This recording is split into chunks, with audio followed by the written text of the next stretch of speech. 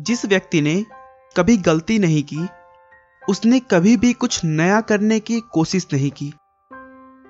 ऐसा कहना है विश्व के सुप्रसिद्ध वैज्ञानिक और भौतिक शास्त्री एल्बर्ट आइंस्टाइन का, जिन्होंने हमारे युग को इतना विकसित और डिजिटल बनाने में बहुत ही महत्वपूर्ण भूमिका निभाई है।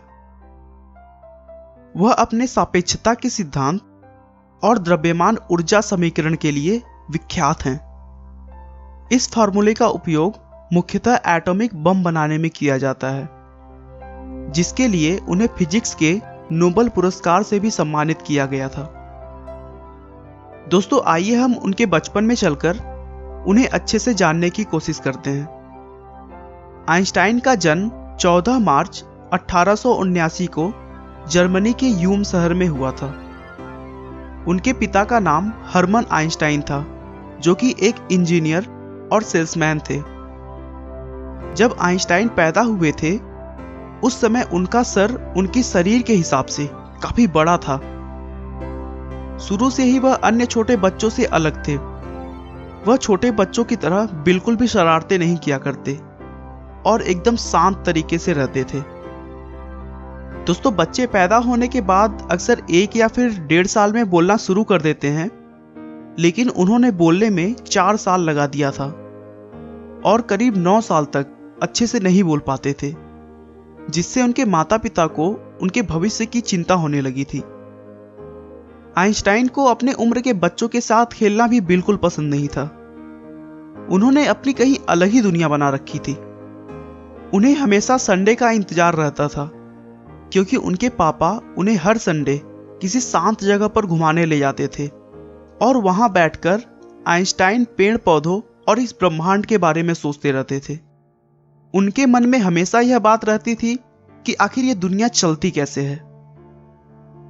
अपनी शारीरिक कमियों और न बोल पाने की वजह से उन्होंने स्कूल जाना बहुत लेट स्टार्ट किया। उन्हें स्कूल एक जेल की तरह लगता था। उनका मानना था कि स्कूल एक ऐसी जगह है जहां कोई भी आजाद नहीं है। इस सोच के पीछे एक कारण भी था। वह अपने टीचर्स की बताई हुई बातों को आसानी से एक्सेप्ट नहीं करते थे, क्योंकि उन्हें लगता था कि टीचर्स द्वारा पढ़ाई हुई चीजें अभी भी अधूरी हैं और इसीलिए वे उनसे बहुत अजीब अजीब से क्रॉस क्वेश्चंस किया करते थे, जिसकी वजह से टीचर्स भी उनसे बहुत चिढ़े हुए रहते थे और आइंस्टाइन को उन्होंने मंदबुद्धि भी कहना शुरू कर दिया था। बार बार मंदबुद्धि कहने के कारण आइंस्टाइन को एहसास होने लगा कि मेरी बुद्धि अभी विकसित नहीं हुई है, और एक बार बात बात में उन्होंने अपने एक टीचर से पूछा कि सर, मैं अपनी बुद्धि का विकास कैसे कर सकता हूं। टीचर ने एक लाइन में कहा, अभ्यास ही सफलता का मूल मंत्र है। टीचर की उन बातों को आइंस्टाइन ने अपने दिमाग में बिठा लिया और एक दृढ़ निश्चय किया कि अभ्यास के बल पर मैं एक दिन सबसे आगे बढ़कर दिखाऊंगा। उसके बाद से तो मानो उनकी जिंदगी बदल गई और अपने कठिन परिश्रम और अभ्यास की मदद से उन्होंने मैथ और फिजिक्स में महारत हासिल कर लिया, जिसके बाद उन्होंने बहुत सारे अद्भुत खोज किए, जैसे सापेक्षता के सिद्धांत, द्रव्यमान ऊर्जा, गति प्रकाश के ऊष्मीय गुण और भी बहुत। आज घर बैठे हमें इंटरनेट के द्वारा जो जानकारियां प्राप्त हो रही हैं, उन सभी आविष्कारों में भी एल्बर्ट आइंस्टाइन का महान योगदान है। उन्होंने दिखा दिया कि एक मंदबुद्धि व्यक्ति भी मेहनत, हिम्मत और लगन के बल पर इस संसार में कुछ भी कर सकता है।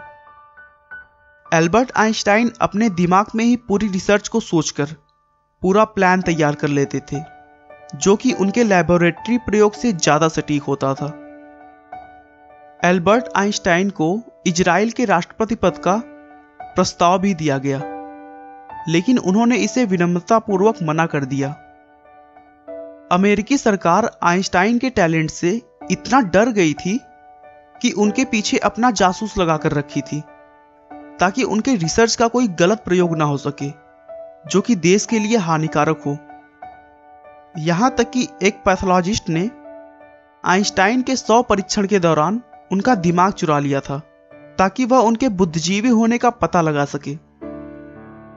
आइंस्टाइन ने मानवता की भलाई और मनुष्य का जीवन अधिक सफल बनाने के लिए अपना पूरा जीवन समर्पित कर दिया और 18 अप्रैल 1955 को 76 वर्ष की उम्र में उन्होंने इस दुनिया को अलविदा कहा। आपका बहुमूल्य समय देने के लिए बहुत बहुत धन्यवाद। इस वीडियो को लाइक करके आप हमारा मनोबल बढ़ा सकते हैं। मैं हर रोज एक नई इंस्पिरेशनल और मोटिवेशनल वीडियो के साथ आता हूं। दोस्तों, अगर आप हमारी वीडियो को मिस नहीं करना चाहते तो कृपया चैनल को सब्सक्राइब कर लें। आपको यह कहानी कैसी लगी हमें कमेंट करके जरूर बताएं। धन्यवाद।